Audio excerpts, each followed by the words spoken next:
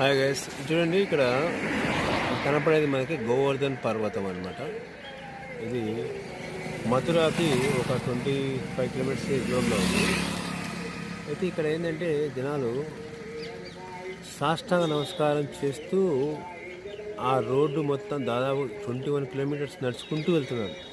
అట్లే సాష్టాంగ నమస్కారం చేయడం, ముందర టెంకాయ కానీ లేదంటే ఒక రాయి కానీ పెట్టడం, మళ్ళీ వెళ్ళడం. సాష్టాంగ మగవాళ్ళు అయితే సాష్టాంగ నమస్కారం చేస్తున్నారు కొంతమంది, ఇంకా కొంతమంది అయితే ఆడవాళ్ళు అయితే పక్కకు అయితే ఎక్కడ చూడలేదు. దాదాపు ఒక 21 కిలోమీటర్స్ ఇలాగే చేసుకుంటూ వెళ్తున్నారు. రాత్రి మొదలు పెడితే పొద్దునకు వస్తున్నారు కొంతమంది. అంత రౌండ్గా ఉంది. ఇది మన గోవర్ధన పర్వతం.